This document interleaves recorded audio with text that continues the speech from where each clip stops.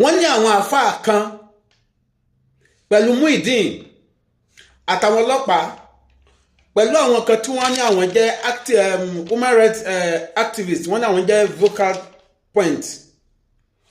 Wọ́n lọ sí shop ìyàwó Muyideen lánàá, wọ́n lọ kó àwọn ọjà tó wà ńbẹ̀.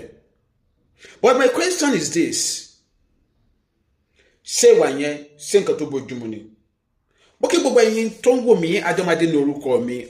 Mo fẹ́ sọ fún yín nípa nǹkan tó ṣẹlẹ̀ lánàá. Ìyàwó Muyideen ló tún pariwo síta. Ó pariwo síta kódà àǹtí mi ìyálájé courtroom. Wọ́n gbé mice, wọ́n gbé lady yẹn sí live show wọn. Tó dẹ̀ ṣàlàyé bí ọ̀rọ̀ yẹn ṣe jẹ́ fún wa wípé ṣàìdédé lòun rí Muyideen. Àwọn ọlọ́pàá IPO tó wà ní charge kéèsì petition tí Muyideen tó file against Agbala Gabriel. Àti àwọn kan wọ́n ní àwọn jẹ́ human rights activists. Wọ́n ní àwọn jẹ́ vocal point or whatever. Pẹ̀lú àwọn àfáà kan. According to that woman, ó ní pẹ̀lú àwọn àfáà kan pé àwọn tablik. Is it tablik or tablik? I don't know how to pronounce it correctly. I think it's tablik. Wọ́n wá kó àwọn ọjọ́ pọ̀. Wọ́n lọ sí shop ìyàwó Muyideen. Getting there, wọ́n ní kí Muyideen wọlé. And he started packing everything. Àtọ́já tóun, àtọ́já tiẹ̀. Ó ní bẹ́ẹ̀ lọ́dún wá sọ pé Mr. Muyideen, you have the right to pack your stuff anyway. But so mo pé nǹkan tó ṣe kò dáa. You abandon me here. Látọjọ́ yìí, ó wẹ̀yìn wò. Gẹ́gẹ́ bí ìyàwó ẹ̀, you don't even bother to call me. Ó wá wálé ní ó ní ó fẹ́ park àwọn ọjà ẹ̀ tí wọ́n ṣe ń sin nǹkan yẹn. Ṣé bó ṣe kó wà sí gẹ́gẹ́ bí ìyàwó ẹ̀ nìyẹn? Ó ní still Muyideen ò ní sísìn. Nǹkan tó ṣe ní pé ó ṣàbẹ̀rẹ̀ sí park àwọn nǹkan yẹn. Ó ní ìgbà tó wáyá wá ń bẹ̀rẹ̀ sí park àwọn ọjà tóun mọ tóun fowó ara ń ra sínú shop yẹn. Ó níbi tóun ti wá yarí nìyẹn pé no, kò jọ. Ó lè kó ọjà tiẹ̀ kó tó kó tèmi mọ́. Ó ní àwọn wá bẹ̀rẹ̀ sí drag ẹ̀. Ó ní sọ ń gbọ́ nígbà tó wáyá tí àwọn ọlọ́pàá yẹn wá rí pé ọ̀rẹ́ ti fẹ́ da awuyewuye. Wọ́n wá sọ fún Muyideen pé okay kó fi everything sílẹ̀. Wọ́n wá park gbogbo ọjà yẹn sínú àpò. Wọ́n wá gbé lọ sí station wọn. Wọ́n wá sọ fún un wípé kóun kó àwọn receipts tó bá jẹ́ ti ọjà tó ń wá kó wá fi claim ọjà tó. So àwọn ń bèrè lọ́wọ́ ẹ̀ pé kí ló tó ṣe fídíò káwọn ayé rí kó gbé live immediately. Ó ní àwọn ọlọ́pàá yẹn ò gbà. Wọ́n àgbà kó ń ṣe fídíò. A bèrè pé ṣé receipts àwọn ọjà yẹn wà lọ́wọ́ ẹ̀? Ó ní yes. Àwọn ọjà tó jẹ́ ti àtọ́bí èlò ní almost 200,000 naira. So now later àwọn ọlọ́pàá yẹn sọ fún Muyideen pé kí Muyideen kó try láti bá ìyàwó ẹ̀ sọ̀rọ̀ lọ́jọ́ yẹn. Káwọn sọ̀rọ̀ yẹn ní tùbínùbí. Kí wọ́n jọ sọ̀rọ̀ gẹ́gẹ́ bí ọkọ àti ìyàwó. Because àwọn ọlọ́pàá ní àwọn bèrè lọ́wọ́ Muyideen pé ẹni ṣe ìyàwó ẹ̀ ni, and he said yes. Ìyàwó Muyideen sọ pé ìgbà táwọn ọlọ́pàá yẹn débẹ̀ wọ́n bèrè pé ṣé questions méjì náà bèrè lọ́wọ́ Muyideen pé ṣọ́ọ̀pù yìí dágbà tó ṣe bó ṣe fi sílẹ̀ lélẹ̀.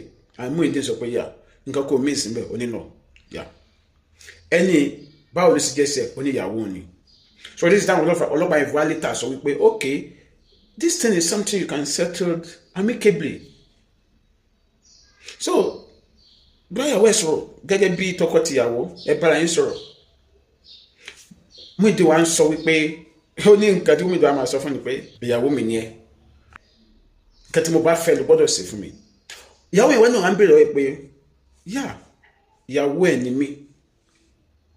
Ṣùgbọ́n gẹ́gẹ́ bí ọkọ ó ti fi mí sílẹ̀ látọjọ́ ẹ̀. Láti ìgbà tó ti lọ ó pè mí ordinary text message ó send sí mi ó láti ìgbà tí àwọn àfáà ti mú Muyideen kúrò nínú ilé yẹn kò padà wá àfi ọjọ́ tó wá gbà yìí tó gbé àwọn ọlọ́pàá lẹ́yìn àwọn àfáàyàn náà tí wọ́n tún tẹ̀lé àwọn tẹ̀blík àti àwọn kan tán náà àwọn vocal point human rights but muslim náà ni wọ́n àwọn vocal point human rights muslim ni wọ́n so tí wọ́n tún wá tẹ̀lé wa àwọn àníkó wa kẹrù ní shop ọjà tó wá kó akọjà ní shop ìyàwó ìwà ni wọ́n sọ pé ṣé bó ṣe yẹ kó treat ẹ̀ nìyẹn gẹ́gẹ́ bí ìyàwó ẹ̀ ó dẹ̀ sọ lójú àwọn ọlọ́pàá pé ìyàwó ẹ̀ ni mí pé ìyàwó ẹ̀ ni mí ṣùgbọ́n ṣé bó ṣe yẹ kó treat mi lélẹ̀ àti wọ́n sọ fún ìyàwó yẹn pé ṣé o béèrè warrant lọ́wọ́ àwọn ọlọ́pàá yẹn ó ní náà òun ò béèrè ó ní but nígbà tí wọ́n invite wọn lórí ọ̀rọ̀ petition wọ́n sọ fún pé àwọn fẹ́ wá inspect shop yẹn but ilé-ìsìn tí wọ́n fi wá fẹ́ inspect shop ní òye wa ànígbà tí ẹ wá máa káàtẹ̀ wá ní pé ẹ fẹ́ inspect lóòótọ́ ṣé ẹ fẹ́ wá kó ọjà ṣé kò yàtọ̀ pé ẹ fẹ́ wá inspect ẹ sọ fún ìyàwó níjọ́ tẹ̀yìn bá tẹ̀ fún ọ̀rọ̀ pẹ̀tù sọ pé ẹ máa wá ọjọ́ kan wá inspect shop yẹn ó bá tẹ̀ dé ẹgbẹ́ mú ìdílé yìí wá páàkì ọjà sójọra ẹ̀yin tẹ̀ tó jẹ́ tẹ̀ mọ̀ pa òfin dáadáa sójọra. then wọ́n á bèrè lọ́wọ́ ìyàwó yẹn wípé kí ni ìhà tí àwọn fámìlì Muyideen kọ sí ọ̀rọ̀ yìí bẹ́ẹ̀ mo tún fẹ́ kí a fojú sunùkùn wò ìyàwó yẹn ní before kí ọ̀rọ̀ àwọn awuyewuye yìí tó ṣẹlẹ̀ àwọn fámìlì Muyideen máa ń pè wọn Mr. Sodiq tó jẹ́ àbúrò bàbá Muyideen tó dúró gẹ́gẹ́ bí bàbá ọkọ lọ́jọ́ táwọn ń ṣe wedding àti engagement àwọn ó máa ń pè wọn ìyá Muyideen fún rẹ̀ ó máa ń pè wọn ẹ̀gbọ́n Muyideen àbúrò Muyideen máa ń pè wọn kí ọ̀rọ̀ awuyewuye yìí tó ṣẹlẹ̀ ó ní even gan tí ìyá Muyideen bá pè ó máa ń sọ fún mi ó máa ń bẹ̀ wọ́n pé aya mi bó o ní o dákun máa bá mú sùúrù o tó bá ti bẹ̀rẹ̀ bó ṣe máa ń ṣe dákun sùúrù ló máa ní o okú ìtọ́jú wa o ìgbà kan nǹkan o ó ní bẹ́ẹ̀ ni Mr. Sodiq yẹn ṣe máa ń pè wọ́n ó ní ṣùgbọ́n ó wá ya òun lẹ́nu wípé lágbà tó awuyewuye yìí ti ṣẹlẹ̀ kò sẹ́ni bọ́dì nínú wọn tó bẹ̀rẹ̀ wọn àtàwọn ẹ̀gbọ́n àtàwọn àbúrò ó ní àwọn ìdí máa wá sọ́dọ̀ àwọn tẹ́lẹ̀ náà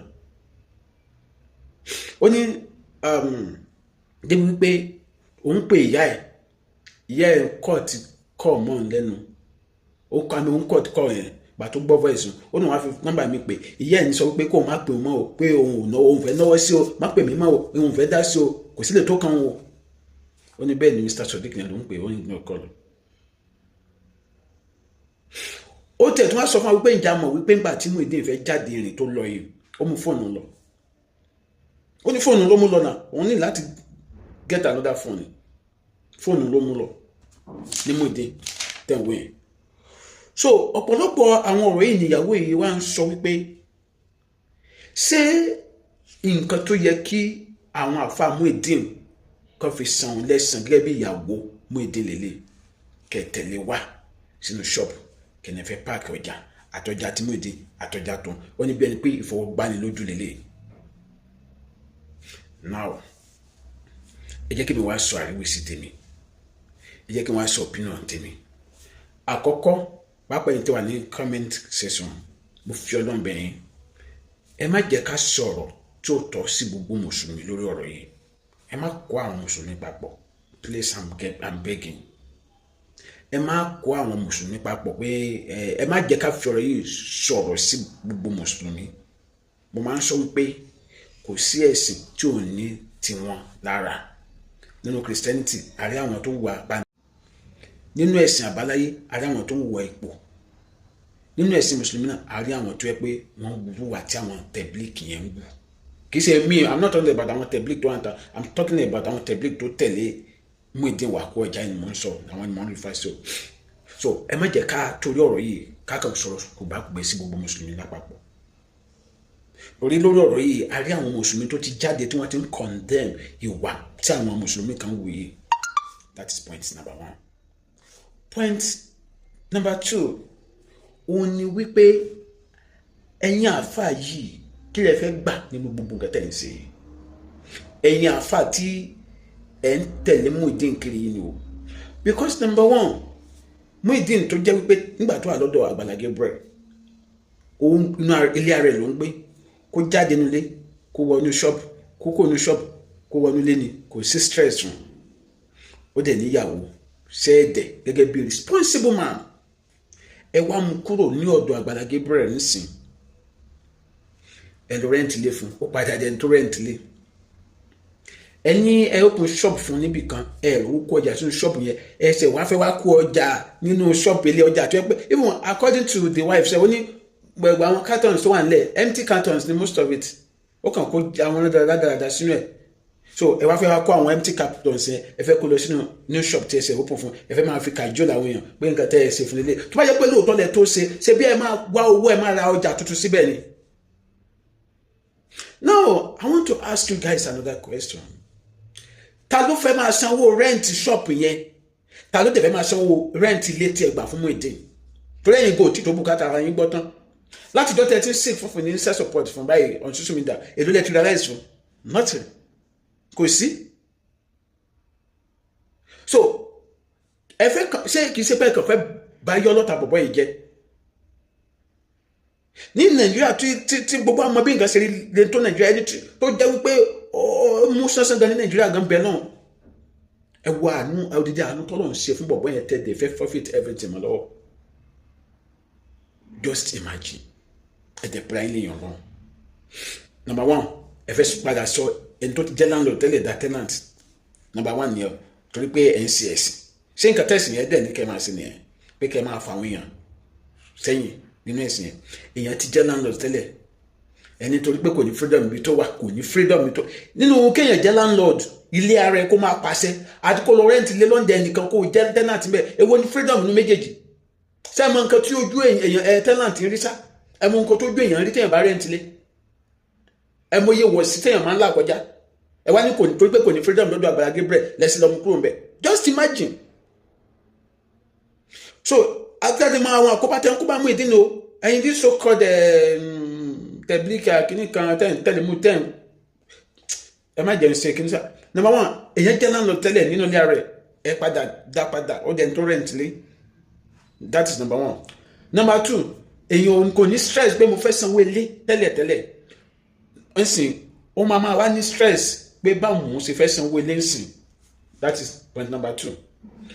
Point three ó jẹ́ married man tẹ́lẹ̀ tó dẹ̀ ń gbégbé ayé responsible man pé mo níyàwó sílé man complete man tẹ́lẹ̀ nísìn ẹ wá dá padà sí single ẹni ẹsẹ̀ ń gbá ọmọ ẹsẹ̀ ọmọ mùsùlùmí kẹtọ́ ẹ gbé fún gbé mu àtúntún bí ayé ìgìlẹ̀ máa tún ṣe fún.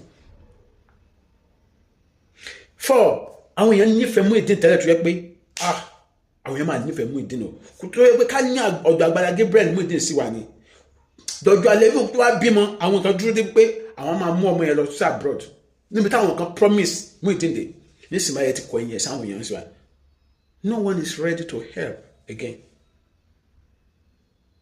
So kí wàá ní àǹfààní tí Muyideen ti jẹ lẹ́yìn yìí láti bá tiẹ̀ tí mú kiri ń sìn than coming on social media every day kó máa sọ àwọn ọ̀rọ̀ tí ò ní túmọ̀ ẹ̀yìn ẹ̀rọ sílífà gbọ́ pé mo ra Lexus àwọn kọ́mẹ́dì tí ò ní túmọ̀ kan ó wá padà dé TikToker ó náà wọ́n ṣe tap lórí TikTok ó wá ń fẹ́ káwé àmà send gift sí lórí TikTok ní Muyideen tá a mọ̀ tẹ́lẹ̀ Tinubu wà nùpọ̀ Ọlọ́run ti ń kúrò nínú ìdè ayé. So kí ni ẹ̀yin àfáà yẹn kí lẹ fẹ́ gbà nínú ayé Muyideen tẹ́ fẹ́ bàjẹ́ rí mo rò pé téèyàn bá ń bá èèyàn rìn ó yẹ kó máa nílò síwájú ní pàápàá ẹbẹ sí pé ẹni èèyàn Ọlọ́run pọ̀ ẹ̀yìn báyìí Muyideen bá yín rìn báyìí kàkà kó lóòkè ó tún jábọ́ ni gbogbo nǹkan tó ti achieve tẹ́lẹ̀ ń ti báyìí lọ́wọ́ padà sọ́jà kúrẹ̀ tẹ̀mọ́ lọ́wọ́ òsì yóò bá dẹ̀ ní òsàbò bá lè gbèmí sí bó ṣe bá mi tẹ́ ẹ̀ bá tiẹ̀ lè ràn lọ́wọ́ at least ó yẹ kẹ́ ẹ̀ fi sílẹ̀ bẹ́ẹ̀ sí bá tẹ́yìn bá tó ṣe shop tẹ́ni ẹ̀ ti open fún láti bí oṣù mẹ́ta tẹ̀sẹ̀ ń gbá owó kiri tẹ́ ń bẹ àwọn èèyàn lóṣooṣù mi dà pé ẹ ti open shop fún owó kọjá síbẹ̀ ni kí ló dé tí ẹ̀yin àfáàyàn ò lè dáwọ́ yẹn láàrin ara yín bó ṣe 2 million kẹ́ẹ̀kọ́ fún kẹ́lì mọ̀ pé ẹ ti tẹ́ òun ló fà tẹ̀fí wá ṣe padà wá sí ọ̀dọ̀ ìyàwó ẹ̀ wá kọjá. Now I want to ask you another question. èèyàn ní ìyàwó as a responsible man ó fi ìyàwó sílẹ̀ látọjọ́ yìí kò mọ nǹkan tí ìyàwó yẹn ń jẹ kò mọ nǹkan tí ìyàwó yẹn ń mu tẹ́yìn àfa yẹn tẹ́lẹ̀ tó wáyé pé lóòótọ́ lẹ́yìn náà responsible ní ilé yín gẹ́gẹ́ bí ọkọ gidi ẹ̀ ní tẹ̀lé Muyideen wá ṣọ́ọ̀bù yẹn wá kó ọjà mọ́ ìyàwó ẹ̀ lára, ìyàwó ẹ̀ máa ní kí n máa ṣe girlfriend ẹ̀ tó ayé pé lóòótọ́ lẹ́yìn náà responsible lẹ́ẹ̀dẹ̀yìn ẹ̀yìn àfààyàn. So ẹ wá fẹ́ dalí ẹ̀rú àbí dẹ́yìn family Muyideen náà ó dà pé ọwọ́ epo ní kéńpé yín, ọwọ́ epo nìyí ẹ̀yìn family Muyideen ẹ̀ kì í ṣèyàn dáadáa. Bí wọ́n ṣe bá jẹ́yàn dáadáa ni ẹ ti gba ọmọ yín kúrò nínú àjàgà àwọn àfáà yìí, torí wọ́n fẹ́ bá dájé jẹ́ ni mo ṣe ń wé báyìí. Ọ̀pọ̀lọpọ̀ àwọn àfáà yẹn fẹ́ sọ Muyideen dáadáa mo ṣe dà. Àbí ẹ̀rù pé gbogbo àwọn àfáà tàbí lórí social media ẹ̀rù pé bẹ́ẹ̀ lọ́lọ́run gbà fún wọn tó ni, kì í ṣe bẹ́ẹ̀ lọ́lọ́run gbà fún ọ̀pọ̀lọpọ̀ wọn tó. Ẹlòmíì tẹ́ bá ba délé nínú ẹ máa mọ̀ pé irọ́ ni, tọ́lọ́kọ́bọ̀ tó ń gbà lọ́wọ́ ọmọ kéwọ́ ọmọdé kéwọ́ náà ló fi ń jẹun. Ní ọ̀pọ̀lọpọ̀ wọn tẹ́ ń wò yẹn, tọ́lọ́kọ́bọ̀ tó ń gbà lọ́wọ́ ọmọdé kéwọ́ yẹn náà fi ń jẹun. So èmi fẹ́ sọ Muyideen dáadáa bó ṣe dá, èmi inú wọn family house bàbá ẹ̀ ló ń gbé tó sọ ilé kéwọ́ náà. Ọ̀pọ̀lọpọ̀ àwọn àfáà tẹ́ ń wò yẹn tó ń tẹ̀lé Muyideen mi sọ àwọn àfáà gidi o, ẹ má àwọn àfáà gidi kan àtọ́lọ́run gbà fún o. Àwọn bàbá mi kan wà tó yẹ pé mo respect wọn ní díẹ̀sì mùsùlùmí tọ́lọ́run dẹ́ túbọ̀ máa gbà fún wọn. So I'm talking about àwọn àfáà yẹ̀yẹ́ tí wọ́n ti Muyideen ní tìkùtì ni o lèmi ń bá sọ̀rọ̀, kí sẹ́yìn àfáà gidi, kí sẹ́yìn bàbá mi gidi tẹ́ ń wò mí o. Now ẹ̀yin family Muyideen tí Muyideen ò bá tẹ̀ mọ́ nǹkan tó ń ṣe ẹ̀ ṣe gbà nínú àjàgà táwọn àfáà ìgbésí lọ́rùn ọmọ yẹn sáà ni. Because níbo ni àwọn àfáà yìí wà nígbà tí Muyideen ráre kọ́ ló nípa Agbala Gabriel mu? Ẹ jẹ́ kí n sọ nǹkan fún yín, tó bá padà yí mọ́ lọ́wọ́ tó dẹ̀ ti ń yí mọ́ lọ́wọ́ rẹ̀ dì tẹ̀yìn family ẹ̀ ló máa padà dà. Because nísìn tí wọ́n mú kúrò nílé yẹn sìn tó padà rẹ́ǹtì lé tó bá padà rówó lé san mọ́ sẹ́ẹ̀rù pé àwọn àfáà yẹn ló fẹ́ máa sanwó lé fún ni, sáwọn máa fi bùkátà yá ara wọn sílẹ̀, àwọn náà fẹ́ máa sanwó rẹ́ǹtì Muyideen ni. Tell me, ṣé àwọn àfáà yẹn tẹ́ ń rí bọ́n ṣe ń tẹ̀lé àwọn yẹn set of àfáà tó ń tẹ̀lé Muyideen yẹn, ṣé wọ́n lè máa sanwó rent Muyideen lọ forever tàbí rent shop yẹn? So tẹ̀yìn family ẹ̀ ló máa dà náà. So mi ìmọ̀ ìrísí tẹ́ fi lè sọ tọrọ, but mo ṣe àwọn ọmọpọ̀ owó epo náà nítorí gbà tí Agbala Gabriel help Muyideen gbà yẹn, ṣe bí ìwọ ẹ̀gbọ́n ẹ̀ kan gbà yẹn síbò lọ síbẹ̀ tẹ́nu díkàrà tó ń dídùn dùn gbà yẹn. So nísìnyí báyìí ó lè máa ignore call ìyàwó ẹ̀, gbogbo yín olùbí ni, but kò sí wàhálà. Èmi sáà mọ̀ pé Agbala Gabriel ò lè ṣubú, wà láìtara sí mọ́bìlá kò lè ṣubú. Agbala Gabriel ò lè ṣubú, kẹlẹ́ máa kírun yín ní sánmọ̀, Agbala Gabriel ò lè ṣubú. Àdàbí bá jẹ́ wípé ẹ̀yin ni Ọlọ́run ẹlẹ́dàá àwọn tí Ọlọ́run ti lo Agbala Gabriel fún ò lè jẹ́ kó ṣubú. Àánú Muyideen lọ́kàn sí mi ẹlẹ́sìn. Ẹ̀mọye ọjọ́ tí Muyideen ti ń gbá sórí TikTok nísìn begging people for money táwọn èèyàn fún lówó, begging people for money táwọn èèyàn fún lówó. Kàràbẹ́ ìpè làwọn èèyàn tó ń ṣẹ́ fún ojú òde tí àwọn èèyàn àfáyé pé síbi tẹ́ bá Muyideen dé síbi tó dẹ̀ dáa wà kẹsẹ̀ lẹ́sẹ̀ lẹ́yìn ṣe tẹ̀bílíkì jágbajàgba kan kẹsẹ̀ lẹ́sẹ̀ ẹ̀ ló ń kó ọjà nínú ṣọ́ọ̀bù ìyàwó ẹ̀. Ṣé wọ́n ní kẹ́yìn máa tú igi ni? Ilé tó ti ń dùn tẹ́lẹ̀ ẹ fẹ́ dàrú torí ẹ̀sìn.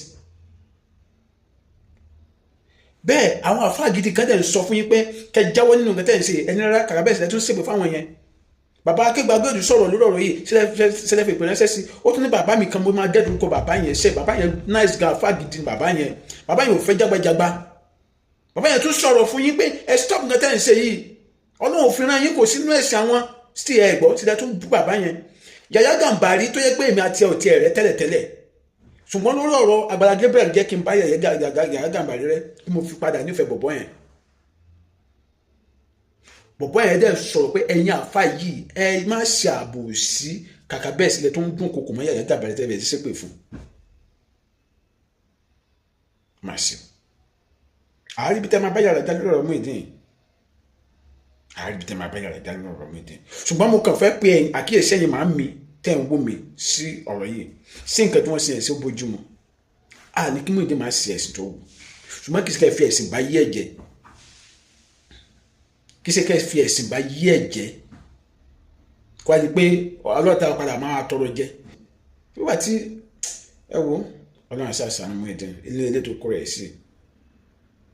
Bá mi share fídíò yìí and ẹ̀yin tí Ọlọ́run bá ràn lọ́wọ́ láti ràn ìyàwó Muyideen lọ́wọ́ ẹ bá wa ràn lọ́wọ́ tí àwọn pípọ̀ yìí wọ́n fẹ́ woman yẹn ti fẹ́ máa regret ó ti fẹ́ máa regret ìgbésẹ̀ tó gbé láti gbà fún Muyideen gẹ́gẹ́ bí ìyàwó ó ti fẹ́ máa regret má dé yóò kábàámọ̀.